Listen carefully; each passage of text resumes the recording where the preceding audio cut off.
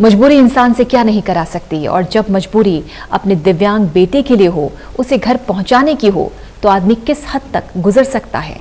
ये रिपोर्ट देखिए।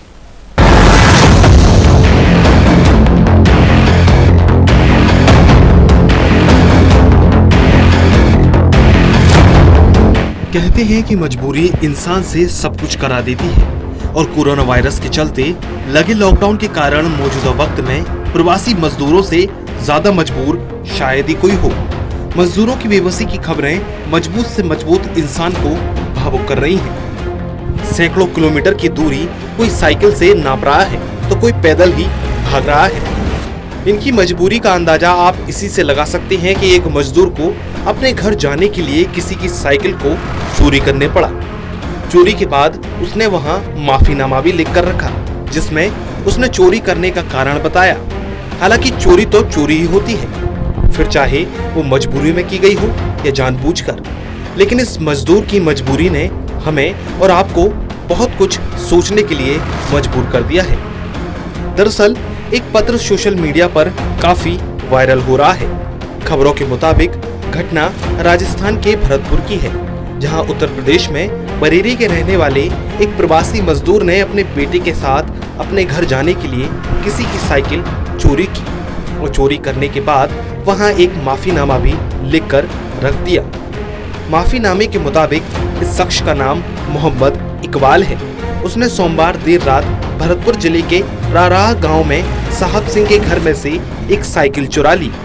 सिंह को अगले दिन सुबह अपने घर के बरामदे से झाड़ू लगाते समय एक पत्र मिला। नमस्ते जी, मैं आपकी साइकिल लेकर जा रहा हूँ। हो सके तो मुझे माफ कर देना, क्योंकि मेरे पास कोई साधन नहीं है। मेरा एक बच्चा है, उसके लिए मुझे ऐसा करना पड़ा क्योंकि वो विकलांग है, चल नहीं सकता। हमें बरेली तक जाना है। आपका मजबूर मजदूर। इस माफीनामे के बाद भरतपुर निवासी साइकिल के मालिक साहब सिंह का कहना है कि साइकिल की सुबह बरामदे से गायब होने के बाद ही चोरी की आशंका होने लगी थी।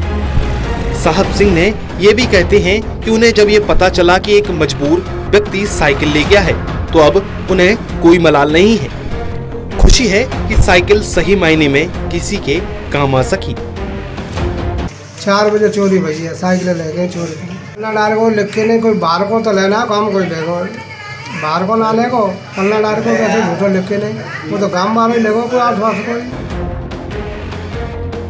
साहब सिंह ने बताया कि साइकिल के अलावा और भी कई चीजें बरामदे में पड़ी थी, लेकिन उसे इस व्यक्ति ने हाथ तक नहीं लगाया।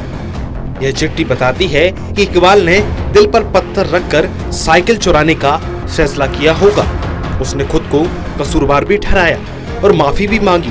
250 किलोमीटर दूर साइकिल से विकलांग बच्चे को लेकर जाना भी इकबाल के लिए बेहद मुश्किल भरा सफर रहा होगा। लेकिन इकबाल जैसे हजारों लाखों मजदूर हजारों किलोमीटर पैदल चलने या किसी ट्रक में भूसे की तरह भरकर अपने घर जाने को मजबूर हैं। और दुखद ये भी है कि जो इनके लिए कुछ कर सकते हैं, जिन्हें इनके लिए कुछ करना चाहिए, वो ही कुछ नहीं कर रहे हैं। कर रहे होते तो आज ये मजदूर दर दर की ठोकरें खाने को मजबूर न होते। Special desk, total news.